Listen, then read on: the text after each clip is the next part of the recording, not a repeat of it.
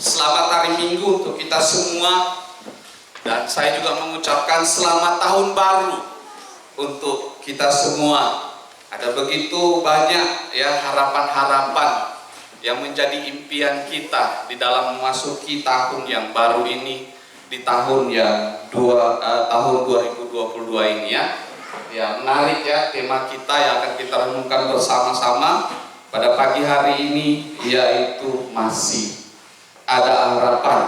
Ya Bapak Ibu saudara-saudari jemaat Tuhan yang saya kasihi dalam Tuhan kita Yesus Kristus, kita bersyukur atas pimpinan dan penyertaan Tuhan ya di sepanjang tahun 2021, tahun yang sudah kita lewati bersama-sama. Ada 365 hari sudah kita lalui ya.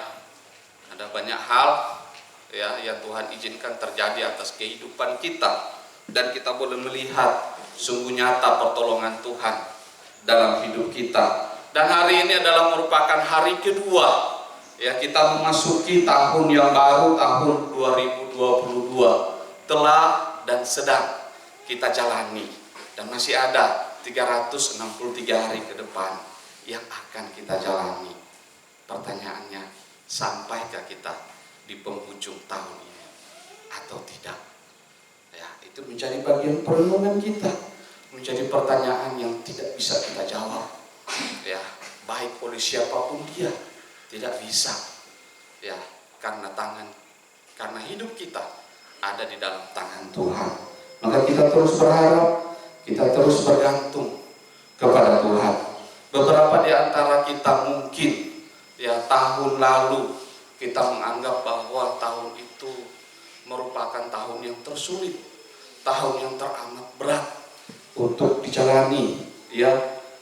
Di antaranya ya salah satu hal yang kita alami dan sampai saat ini pun masih kita alami, yaitu COVID-19 dengan berbagai varian ya yang dimunculkan ya, sehingga Pak Gelen beberapa khotbahnya juga menyampaikan bahwa secara tidak sadar COVID-19 telah mengajarkan kita mengenai bahasa Yunani, huruf-huruf Yunani ya, sudah disebutkan oleh Pak Gelen.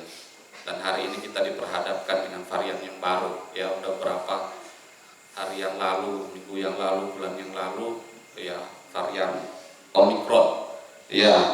Dan masih banyak lagi ya hal-hal yang lain yang Tuhan izinkan terjadi dalam kehidupan kita, sehingga kita merasa bahwa aduh terlalu berat, teramat sulit. Bahkan juga ada harapan-harapan yang tahun 2020 ketika memasuki tahun 2021 kita mulai melihat, wah ini saya akan buat ini, buat itu dan lain sebagainya ya. Namun ketika berakhir tahun 2021, tentunya tanggal 31 Desember kemarin ya, ada banyak rekonsiliasi ya yang kemudian muncul dalam pikiran kita, dalam hidup kita, menjadi perenungan ya. Ternyata masih banyak hal yang belum kita gapai, yang belum kita capai ya dalam tahun sebelumnya. Dan tahun ini menjadi tahun yang kita terus berharap kepada Tuhan, sehingga juga bahkan juga di antara kita menjadi ragu, bahkan juga mungkin tidak berani untuk kita melangkah di tahun yang baru ini, untuk kita menapaki tahun 2022 ini. Kita takut gagal, kita takut dikecewakan, kita takut ini dan itu dan lain sebagainya. Ada banyak ketakutan-ketakutan yang kemudian menghampiri kita, sehingga kemudian kita menjadi orang yang tidak punya pengharapan lagi. Maka menjadi pertanyaan bagi kita, Bapak Ibu saudara-saudari, masihkah ada alasan bagi kita untuk menyosong tahun yang baru ini, ya tahun 2022 ini, dengan rasa optimis yang benar, dengan pengharapan yang besar. Dan tentunya setiap kita masih memiliki pengharapan yang begitu besar ke depan, yang akan menjadi impian-impian kita untuk kita terus wujudkan di dalam kehidupan kita sebagai orang-orang yang percaya. Baik, sebelum lanjut bagian ini ya akan kita renungkan bersama-sama. Kita akan membaca satu bagian firman Tuhan dari kitab Ratapan. Mengawali tahun 2022 saya mengajak kita semua untuk belajar untuk meratapi. Ya, kita membuka Ratapan pasal 3.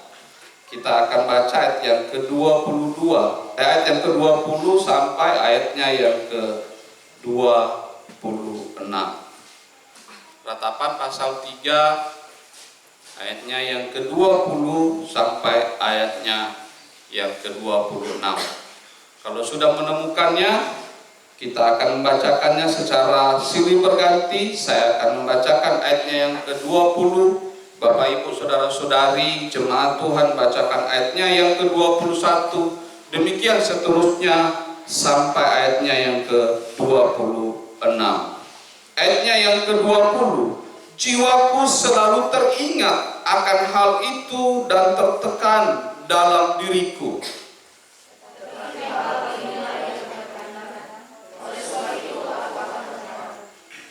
Tak berkesudahan kasih setia Tuhan, tak habis-habisnya rahmatnya. Tuhan adalah bagianku, kata jiwaku, oleh sebab itu aku berharap kepadanya.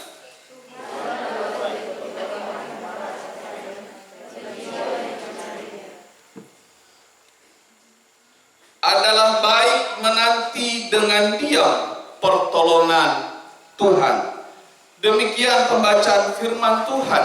Yang dikatakan berbahagia ialah setiap kita membaca, merenungkannya, dan terlebih melakukan firman Tuhan itu di dalam kehidupan kita hari lepas hari. Bapak Ibu Saudara-saudari jemaat Tuhan yang saya kasihi dalam Tuhan kita Yesus Kristus, kalau kita melihat bagian ini, Ratapan pasal 3 ini di dalam teks Ibrani, maka bagian ini merupakan salah satu puisi yang sangat indah yang terdapat di dalam Alkitab. Mengapa demikian? Karena seluruh bagian ini dalam pasal 3 kitab Ratapan ini memiliki bentuk puisi yang akrostik. Artinya bahwa dari sisi struktur setiap 3 ayat, ya mulai dari ayat 1, ya kalau kita misalnya ada ayat 1, ayat 2 dan ayat 3 itu diawali dengan satu huruf alfabet Ibrani. Ya, demikian juga ayat 4, ayat 5 dan juga ayat 6. Misalnya kalau ayat 1, ayat 2 dan ayat 3 itu alfabetnya adalah A. Maka ayat 4, ayat 5 dan ayat 6 itu alfabetnya B. Demikian seterusnya. Maka ini merupakan bagian yang sangat indah, struktur puisi yang sangat nuansa keindahannya itu begitu luar biasa. Dan keindahan struktur ini juga dibalut dengan kosakata, ungkapan-ungkapan, ide-ide, gagasan-gagasan yang teramat dalam, ya, serta puisi yang sangat amat menawan. Ya, begitu luar biasa. Namun sayang, Bapak Ibu Saudara-saudari yang terkasih, keindahan tersebut ya tidak dibarengi dengan situasi, ya, atau keadaan kehidupan yang dialami oleh penulis, baik itu Yeremia, bahkan juga bangsa Yehuda secara keseluruhan. Ya, puisi yang begitu indah ini justru ditulis di dalam keadaan, ya, di tengah-tengah keterpurukan, di dalam keadaan pergumulan, penderitaan yang teramat berat, baik yang dialami oleh Nabi Yeremia sendiri sebagai penulis kitab, bahkan juga sebagai hamba Tuhan yang diutus Tuhan melayani bangsa Yehuda pada waktu itu. Bahkan juga bangsa Yehuda secara komunal, mereka mengalami suatu keadaan yang sangat amat tidak mengenakan, di mana bangsa Yehuda sendiri mereka mengalami pembuangan ke Babel, ya, dan Nabi Yeremia sendiri, ya, adalah hamba Tuhan yang diutus oleh Tuhan untuk memberitakan apa yang Tuhan mau nyatakan kepada bangsa Yehuda atas perbuatan-perbuatan mereka, atas tingkah laku mereka yang sudah tidak lagi mengikuti ketetapan-ketetapan Tuhan, yang sudah tidak menaati peraturan-peraturan Tuhan, yang sudah tidak menaati lagi perintah-perintah Tuhan. Sehingga Tuhan mau menyatakan itu melalui Nabi Yeremia. Namun sayang, di dalam semua pemberitaan yang dilakukan oleh Nabi Yeremia tidak didengar, tidak diresponi oleh bangsa Yehuda. Ya, ini keadaan yang sangat amat berat bagi seorang Yeremia, seorang nabi yang diutus oleh Tuhan untuk menyampaikan hal yang akan terjadi, namun tidak diresponi. Bangsa bangsa Yehuda, ya, bangsa Yehuda masih ya terkotak-atik dengan kehidupan mereka. Mereka masih ya pusing dengan diri mereka sendiri. Mereka terlalu ego, sehingga apa yang disampaikan oleh Nabi Yeremia mereka tidak responi, mereka tidak dengar. Maka kalau kita melihat dalam ayat pertama sampai ayat yang ke-19, secara personal Nabi Yeremia dan bahkan juga bangsa Yehuda secara komunal mengalami situasi yang teramat berat, situasi yang sangat menekan. Bertahun-tahun Yeremia memberitakan kebenaran dan peringatan ilahi, namun sesungguhnya tidak ada respon sedikit pun dari bangsa Yehuda, yang kemudian akhirnya bangsa Yehuda menghadapi kelaparan, menghadapi penderitaan yang teramat berat sebagai bentuk pengumuman Tuhan atas kehidupan mereka. Mereka terlalu bangga dengan kehidupan mereka. Mereka terlalu bangga dengan hal-hal yang mereka anggap penting. Ada 3 hal yang dibanggakan oleh bangsa Yehuda pada waktu itu. Yang pertama adalah kota Yerusalem, kota Sion, kota yang begitu megah, kota yang begitu luar biasa, kota yang begitu indah, kota yang metropolitan. Itulah yang dibanggakan oleh bangsa Yehuda. Yang kedua yang dibanggakan oleh bangsa Yehuda yaitu adalah bait Allah. Ya, bait Allah yang dibangun oleh Salomo dengan bahan-bahan yang begitu luar biasa, dari emas murni, perak, bahkan juga kayu pilihan. Ya, tidak tahu apa kayu pilihan yang dipakai atau bukan, tidak tahu juga. Tapi yang jelas adalah kayu yang sangat bagus. Dan saya yakin juga bahwa bahan-bahan yang bagus itu ya untuk membangun bait Allah itu dibarengi juga dengan para arsitek-arsitek yang begitu luar biasa, para ahli-ahli bangunan yang begitu luar biasa, membangun bait Allah yang begitu megah, bait Allah yang begitu indah, dilapisi dengan emas murni. Waduh, ya saya membayangkan kalau Aula Putri ini dijadikan seperti itu, ya bisa jadi kita lupa ya dengan kebaikan Tuhan, sama seperti bangsa Yehuda. Dan yang terakhir yang dibanggakan oleh bangsa Yehuda yaitu tanah perjanjian. Hal-hal inilah yang membuat bangsa Yehuda menjadi bangga, dan mereka meyakini dan teramat yakin bahwa mereka tidak akan mengalami penderitaan, mereka tidak akan mengalami kelaparan, mereka tidak akan mengalami kehidupan yang teramat berat, kehidupan yang tertekan. Mengapa? Karena kebanggaan-kebanggaan mereka, yang mereka terlalu yakin kota Yerusalem, bait Allah, tanah perjanjian, ya dengan berlimpah susu dan madunya, kekayaan, semuanya mereka miliki. Apa yang tidak mereka miliki? Ya, yang tidak mereka miliki adalah menaati perintah Tuhan. Sulit bagi bangsa Yehuda. Padahal begitu, mereka tanah perjanjian yang mereka raih dengan begitu berat. Mereka tahu persis bagaimana Tuhan memelihara mereka. Ya, apa yang mereka alami selama berpuluh-puluh tahun padang gurun untuk mencapai tanah perjanjian. Ya. Jadi Bapak Ibu saudara-saudari yang terkasih, Yeremia adalah seorang yang nabi yang sangat mengasihi Tuhan. Nabi yang dipakai oleh Tuhan, sekaligus juga nabi yang sangat peduli keadaan bangsanya, walaupun bangsanya seperti itu.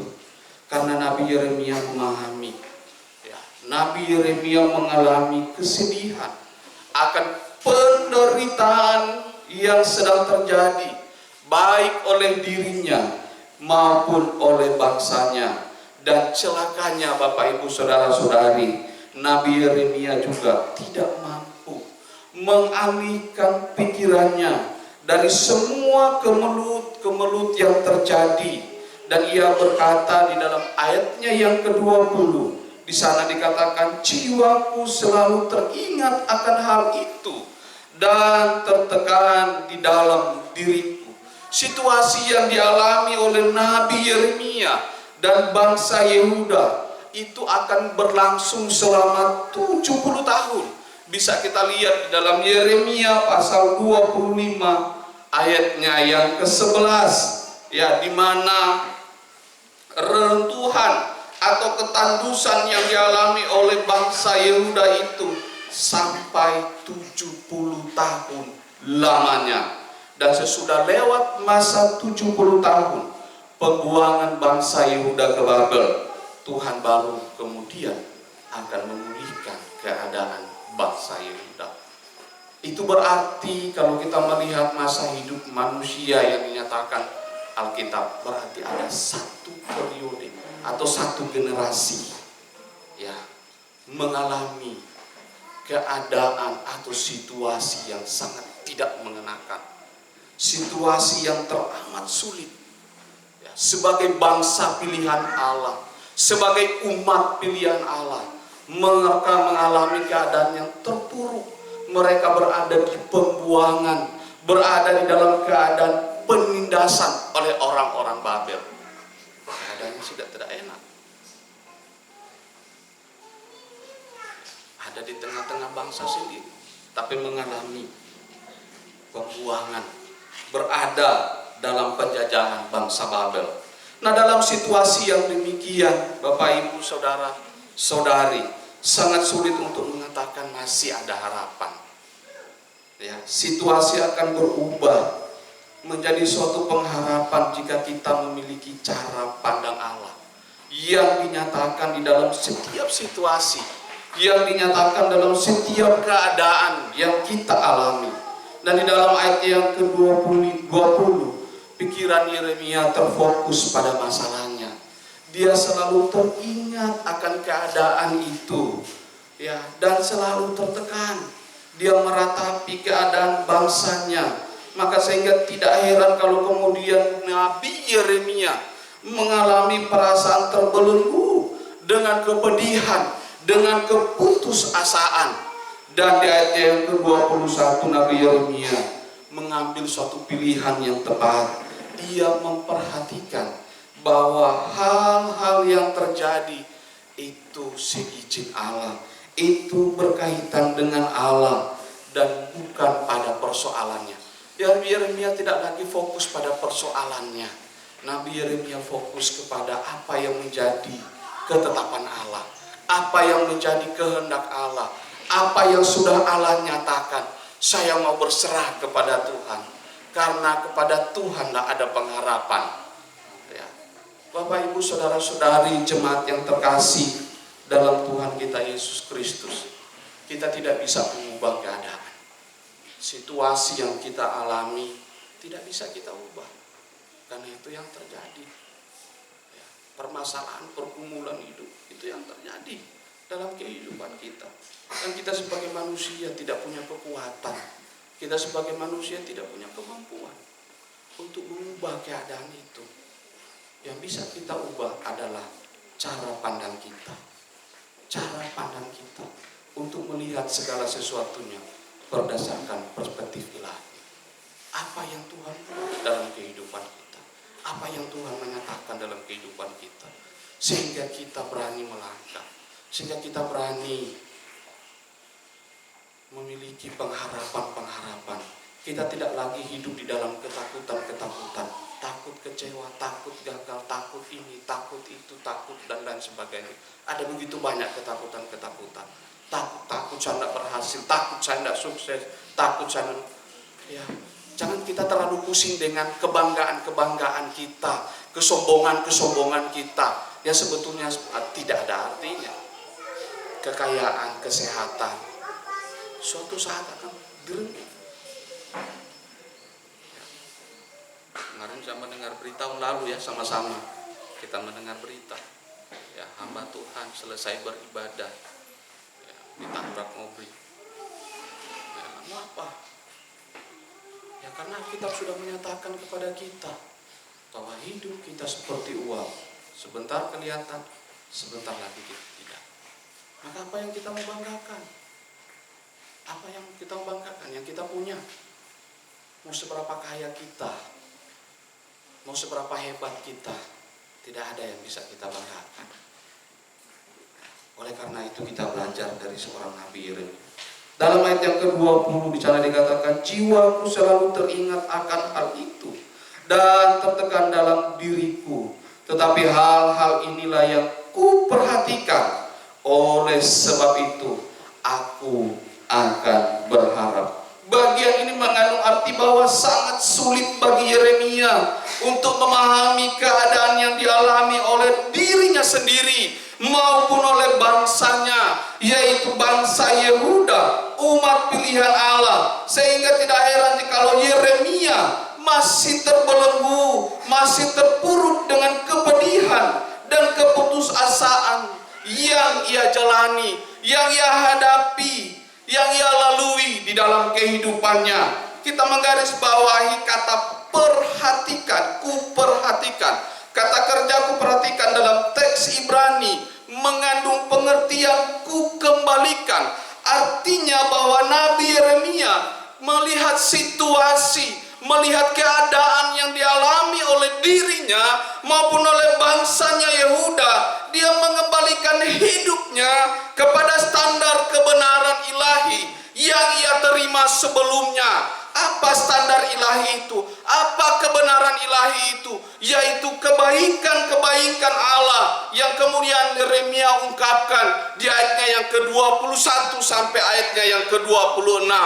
Ya, kebaikan-kebaikan Allah itulah yang Yeremia lihat dan dia kembalikan ke dalam dirinya, bahwa sebetulnya kebaikan-kebaikan Allah, kebenaran-kebenaran Allah yang dia miliki sebelumnya itu sudah ada pada dirinya. Lalu mengapa dia terpengaruh dengan situasi, keadaan yang dialami, keadaan yang sangat berat, tertekan dan lain sebagainya. Teramat berat bagi seorang Nabi Yeremia. Karena apa? Karena dia sangat mengasihi Tuhan, dia sangat mencintai Tuhan. Namun di sisi lain juga dia sangat mencintai bangsanya, walaupun bangsanya sangat amat bobrok, tidak mau menuruti apa yang Tuhan mau menuruti kehendaknya sendiri, hidup semau-maunya, mau mengatur diri sendiri.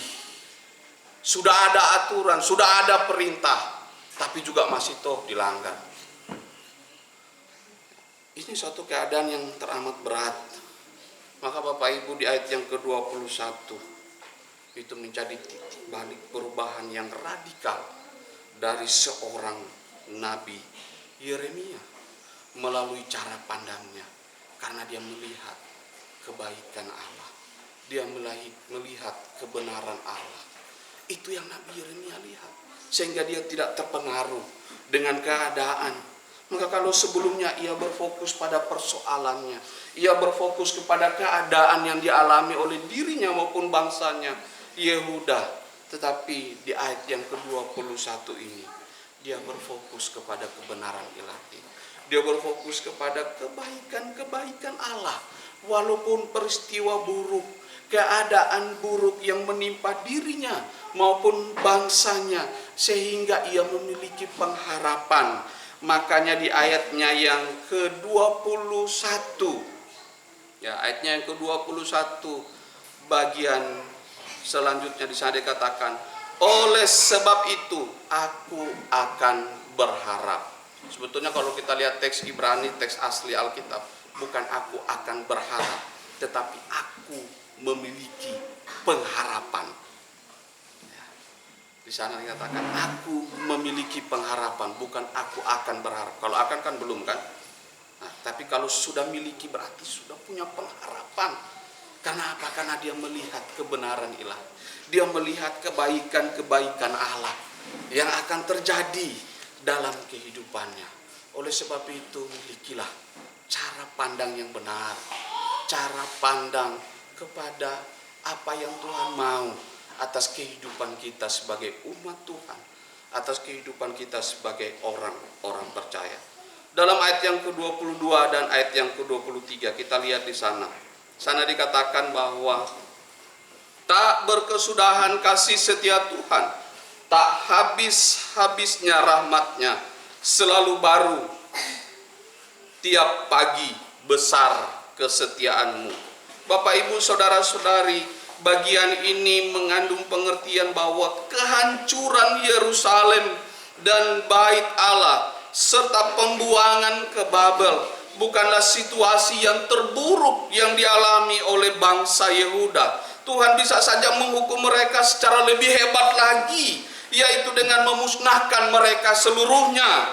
Bahkan Allah bisa saja memutuskan perjanjian dengan bangsa Yehuda sebagai umat pilihannya dan memilih bangsa yang lain untuk menjadi umat pilihan. Dia Allah. Apa yang tidak mungkin dia buat? Bisa saja. Dia Allah, dia punya kuasa. Ya, oleh karena itu tidak berlebihan apabila Allah menghabisi mereka semua, bangsa Yehuda ataupun semua kita dari muka bumi ini. Bukankah Allah memilih mereka berdasarkan kasih-Nya? Allah memilih bangsa Yehuda itu berdasarkan kasih-Nya. Maka kalau Allah mau memusnahkan mereka, bisa saja itu terjadi. Maka Bapak, Ibu, saudara-saudari, tidak ada yang kita mau banggakan, ya. Tidak ada. Apa kehebatan kita? Tidak ada, Bapak, Ibu. Tidak ada yang patut kita banggakan. Hanya satu hal yang kita banggakan, yaitu kita memiliki Tuhan. Allah yang begitu luar biasa telah memilih kita menjadi umat pilihannya, menjadi orang-orang kesayangannya. Begitu luar biasa. Oleh karena itu dalam keadaan yang demikian, ya kita jangan terlena dengan kehidupan kita. Ada tanggung jawab yang Tuhan berikan kepada kita sebagai orang percaya. Ada hal yang Tuhan mau untuk kita lakukan, untuk kita kerjakan. 3 kata yang kita garis bawahi dalam bagian ini. Ya, kasih setia Tuhan, rahmatnya, kesetiaannya, itu yang kemudian mengandung pengertian bahwa kata tersebut mengarah kepada kebaikan Allah, kebaikan-kebaikan Allah. Kasih setia Tuhan itu mengarah kepada perjanjian Allah,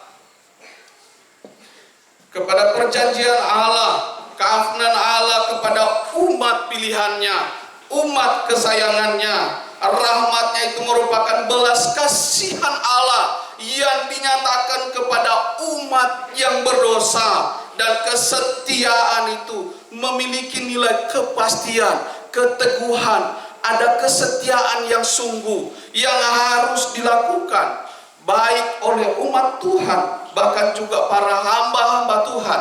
Ya, sehingga di dalam kehidupan yang kita jalani, kita tetap senantiasa mengingat akan kebaikan-kebaikan Allah, kebenaran-kebenaran ilahi. Itulah yang menjadi standar hidup kita, untuk bagaimana kemudian kita hidup, untuk bagaimana kemudian kita menjalani kehidupan yang Tuhan anugerahkan di dunia ini, di tengah bumi ini.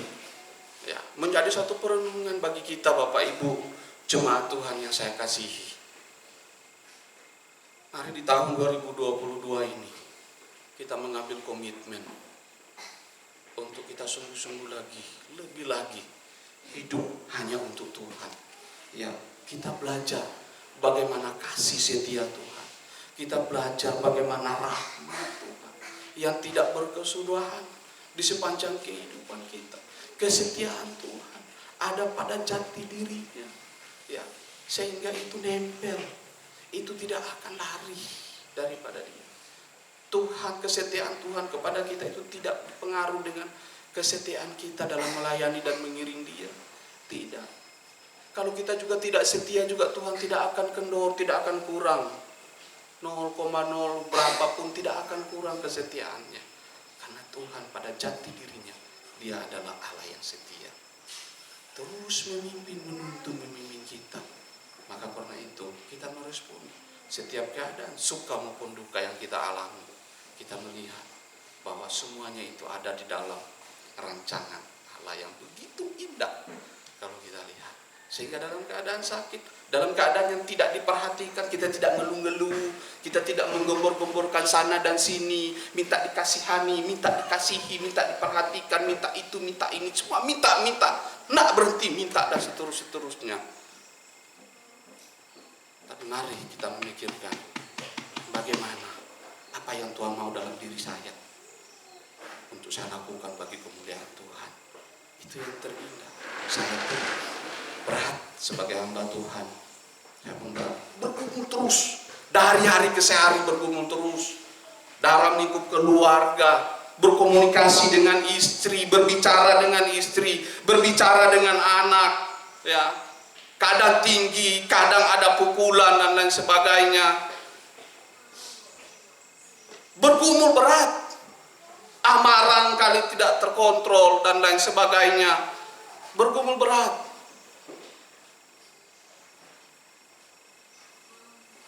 Tapi mari kita melihat itu. Kita berubah. Mengawali, mengambil komitmen. Mengawali tahun 2022 ini. Dengan tetap meyakini bahwa kasih setia Allah menjamin bahwa perjanjian dengan umatnya akan senantiasa ada, akan terus ada. Allah tidak akan pernah membatalkan perjanjiannya. Rahmatnya memastikan bahwa umat Allah yang berdosa tetap mengalami kebaikan kasih-Nya.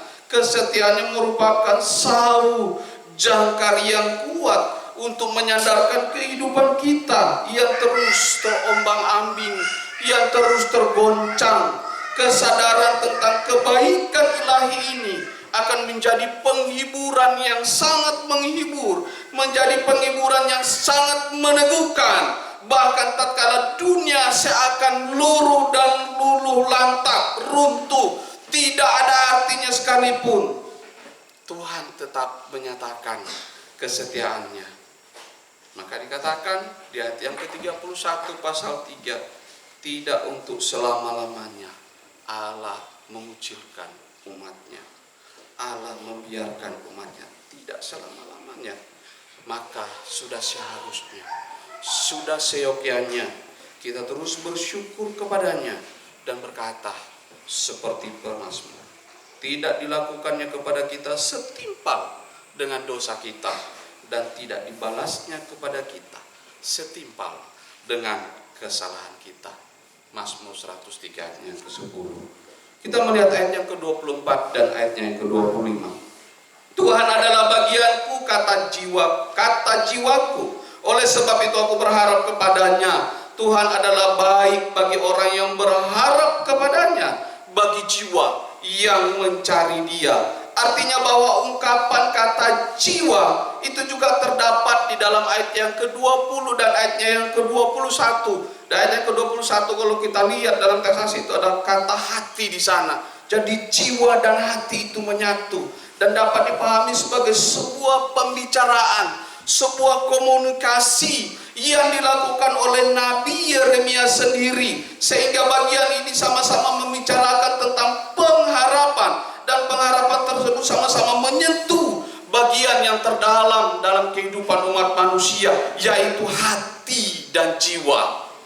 Ya, maka sebetulnya kalau kita lihat ayat yang ke-20 dan ayat yang ke-20, ayat 24 dan ayat yang ke-25 ini, maka kita mendapati di sana bahwa Nabi Yeremia itu sedang ngomong dengan dirinya sendiri, karena jiwaku. Ya, kata jiwaku. Artinya kalau misalnya kita bercermin, berkaca-kaca, terkadang tanpa sadar kita ngomong, kok baju ini tidak cocok di dalam, taruh di luar aja. Nah, ya, kok rambut ini masa ke kanan ke kiri aja lah, ya, dan lain sebagainya. Ya, tanpa sadar kita. Nah, Nabi Yeremia dalam bagian ini juga sama. Ya, dia mengingatkan kepada diri sendiri bahwa Tuhan adalah bagian dia sendiri. Ya, tidak ada yang bisa digeser. Tuhan itu menjadi sesuatu yang teramat penting dalam kehidupannya. Makanya Yeremia tidak pusing lagi dengan keadaan yang dialami. Walaupun memang keadaan yang dialami itu baru start awal. Karena kitab ini ditulis pada saat mengawali pembuangan bangsa Yehuda ke Babel. Jadi 70 tahun, tidak gampang. Ya, bagi Nabi Yeremia sebagai hamba Tuhan maupun bangsa Yehuda secara keseluruhan. Ya, maka Nabi Yeremia terlalu dan teramat yakin bahwa Tuhan akan terus memampukan, sehingga Nabi Yeremia maupun bangsa Yehuda akan terus berharap kepadanya, akan terus berusaha untuk mencari Tuhan di dalam kehidupan mereka, walaupun keadaan porak-porandakan, ya, keadaan perang, keadaan yang tidak menentu, tidak ada harapan. Tetapi Nabi Yeremia melihat bahwa kalau Tuhan menjadi bagian yang teramat penting dalam kehidupannya, maka dia tidak akan pusing dengan semuanya itu. Biarkan itu terjadi. Yang penting Tuhan ada di pihak saya. Tuhan ada dalam hidup saya. Itu yang Yeremia mau ungkapkan. Itu yang Yeremia mau katakan. Maka ini menjadi suatu kekuatan bagi kita, suatu pengharapan bagi kita untuk memasuki tahun 2022 ini, bahkan menjalaninya. Saya katakan tadi masih ada 363 hari ke depan yang akan kita jalani, dan masih ada tanda tanya besar. Sampaikah kita di penghujung tahun 2022? Masihkah kita akan bakar api unggun tanggal 31 Desember 2022? Itu jangan-jangan sudah tidak ada. Masihkah kita kumpul-kumpul untuk bakar ini dan itu? Itu jangan-jangan sudah tidak ada lagi. Tidak bisa kita prediksi, karena kita tidak tahu hari esok. Jangankan esok, 1 detik ke depan kita tidak tahu. 1 detik. Kalau Tuhan bilang, Julius, kau khotbah, begitu amin selesai. Nah, selesai. Ya kan Tuhan yang mau. Ya, maka sebagai orang percaya, sebagai orang beriman, bersandar kepada Tuhan. Apa yang Tuhan mau? Tuhan yang terpenting, bukan kekayaan, bukan kehebatan saya maupun Bapak Ibu jemaat semua. Tidak ada yang kita banggakan. Ya, maka kita terus mencari Dia. Mencari Dia dalam kehidupan kita. Ayat yang ke-26 di sana dikatakan, adalah baik menanti dengan diam pertolongan Tuhan. Bagian ini merupakan suatu konklusi bagi Yeremia, sekaligus juga bagi kita sebagai orang percaya, serta menjadi suatu komitmen atas hidup dan penghidupan yang dijalaninya. Menanti dengan diam pertolongan Tuhan. Waktu saya baca bagian ayat ini, waktu saya begitu luar biasa. Ya, menanti dengan diam pertolongan Tuhan. Dan ungkapan ini juga diungkapkan oleh pemazmur. Diam di rumah Tuhan sepanjang masa. Ini adalah merupakan bagian yang terindah, bagian yang sangat luar biasa. Karena kita mau diam di dalam rumah Tuhan, artinya kita mau berdiam kepada apa yang menjadi kehendak Tuhan, apa yang terbaik yang Tuhan mau nyatakan kepada kita. Ya, entah itu suka, entah itu duka, sehingga kita tidak lagi fokus kepada pemberian-pemberian Tuhan. Kita tidak fokus lagi kepada apa yang Tuhan berikan dalam kehidupan kita, tetapi kita menjadi fokus kepada apa yang, kepada sumbernya, kepada Tuhan, Sang Pemberi pemberian itu. Fokus kita ke sana, kepada Sang Pemberi. Karena apa? Karena pemberian itu sementara sifatnya, uang sementara. Ya, hari ini saya punya 100.000, kalau saya ke depan ke Pak Mima, saya belanja, selesai 100.000 itu. Lalu kemudian saya periksa lagi dompet. Loh, kemarin saya lihat ada 100.000 di dompet. Kok hari ini sudah tidak ada? Nanya prumprang istri dengan anak. Nah, kau dia nak ini, ribut semua. Padahal dia udah lupa bahwa dia udah belanja kemarin. Sirna, kesehatan hari ini kita sehat. Ya, saya dalam minggu ini merasa kurang sehat, tapi terus. Baru selesai pilek Pontianak, Bandar Pontianak hujan ajar tengah jalan, ya kan, mau balik udah terlambat, terus juga ya udah terus aja lah kan, udah hujan, basah pun bagus, ya kan, flu tinggal minum obat selesai kan. Maka saya didoping dengan vitamin, bersyukur hari ini bisa melayani Tuhan. Oleh karena itu Bapak Ibu, kalau kita memiliki hal yang demikian, menanti dengan diam pertolongan Tuhan, maka kita akan menjadikan Tuhan sendiri sebagai penolong. Ya, itu sangat terbukti, sehingga kita mampu berkata dengan penuh keyakinan iman kepada Tuhan bahwa hari-hari yang kita jalani 363 hari ke depan masih ada harapan. Ya, kita terus berkarya, kita terus melakukan apa yang Tuhan mau. Maka sebagai hamba Tuhan, Yeremia menguatkan orang sebangsanya justru dengan mengatakan bahwa apa yang Tuhan timpakan kepada kita semua adalah baik. Baik untuk dirinya sendiri, baik juga pada bangsanya, baik juga kepada umatnya, baik juga kepada jemaat yang dilayaninya. Yeremia sendiri sangat menderita dan sulit untuk menerima apa yang menjadi kehendak Tuhan atas umatnya. Tetapi juga dia sadar dan kemudian dia belajar melihat janji Tuhan, melihat penyertaan Tuhan di tempat yang paling tidak mungkin ada harapan. Ya, tapi karena Nabi Yeremia melihat janji Tuhan, maka dia melihat bahwa masih ada harapan. Sehingga kita akan mengatakan bahwa yang akan menjadi yang terbaik dalam kehidupan kita bukan apa yang kita miliki, tetapi Tuhan yang ada dalam hidup kita. Itulah yang terindah, itulah yang terbaik bagi kita, umat Tuhan. Tuhan Yesus memberkati. Soli Deo Gloria.